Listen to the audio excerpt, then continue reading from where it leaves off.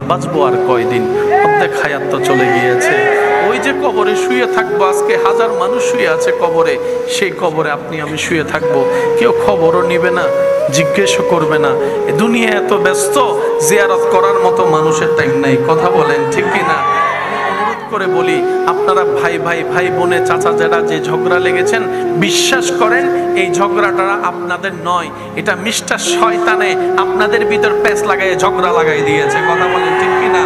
অনেক এলাকার মানুষকে দেখবেন দুই ভাইয়ের দ্বন্দ্ব হলে মাঝখানে গিয়ে একটু কান পরা দেয়, একটু তোলা দেয়, এমন এমন কিছু কথা বলে যেন দুই ভাই ঝগড়া লেগে যায়। বাস্তবতা দেখা যায় ওই দুই ভাইয়ে 10 বছর মামলা টানাটানি করেছে, তৃতীয় নম্বর ব্যক্তিটা দোনোজন থেকে টাকা খেয়ে লাখ টাকা থেকে কোটিপতি হয়ে গিয়েছে, এমনও পর্যন্ত মানুষ আছে।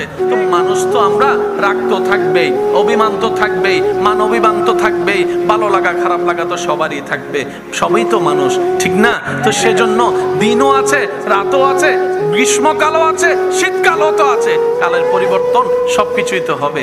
আমি শ্রদ্ধার সাথে বলি, যা হওয়ার হয়ে গেছে, বাদ দেন না, একটু বাদ দেন না। আল্লাহর দিকে তাকিয়ে বড় হয়ে ছোটকে একটু মাফ করে বুকের মধ্যে টেনে নেন। আল্লাহর দিকে তাকিয়ে ছোট হয়ে বড়কে সম্মান করে একটু জড়াই ধরেন না। আপনারা একবার চেষ্টা করেন, আপনারা এইদিকে মিলে যাবেন, রব্বুল আলামিন খুশি হয়ে হয়তো আপনাদের জীবনের গুনাহ মাফ করে দিতে পারে। বিশ্বাস আছে?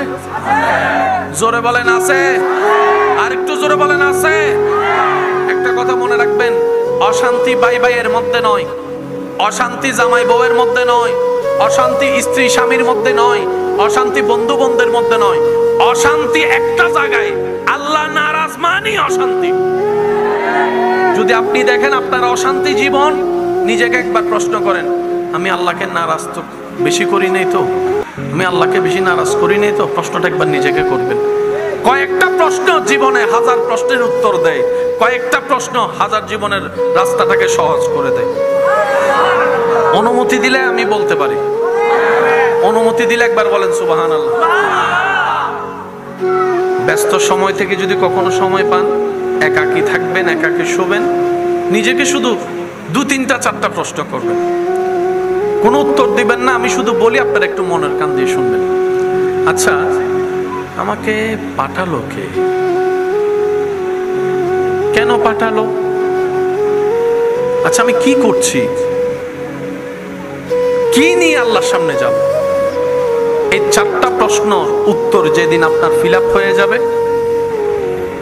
সঠিকভাবে, খুশি মনে, সেদিন থেকে আপনার জীবনে আলো আসা শুরু হয়ে যাবে। কয়টা প্রশ্ন? একটু সবাই বলি কয়টা? একদম সিম্পল প্রশ্ন। আচ্ছা, আমাকে কে পাঠালো? কেন পাঠালো? আর আমি কি করছি? কি নিয়ে যাব?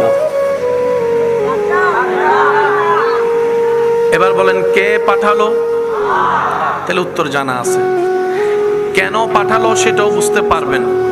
কি করছি প্রশ্নটা করার সাথে সাথে আপনার অতীত বর্তমান আপনার চোখের সামনে চলে আসবে। কি নিয়ে যাব এই প্রশ্ন করার সাথে সাথে আপনার কবর হাসর কেমন হতে পারে অনুমান আপনার হয়ে যাবে।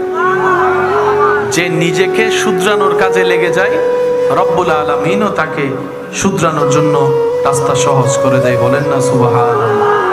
ভালোবাসার জায়গা মদিনা, ভালো লাগার জায়গা মদিনা, ভালো লাগার জায়গা মদিনা, ভালোবাসার জায়গা মদিনা। উচ্চ আওয়াজ একবার বলেন মারহাবা।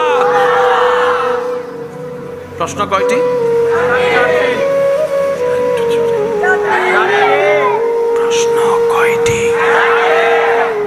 আল্লাহ আমাদের সবাইকে 4টি প্রশ্ন ফিল আপ করে হাসি মুখে ঈমান নিয়ে দুনিয়া থেকে যাওয়ার তৌফিক দান করুন। যার সাথে যার দ্বন্দ্ব মাপ করে দেওয়ার ইচ্ছা আছে ইনশাআল্লাহ।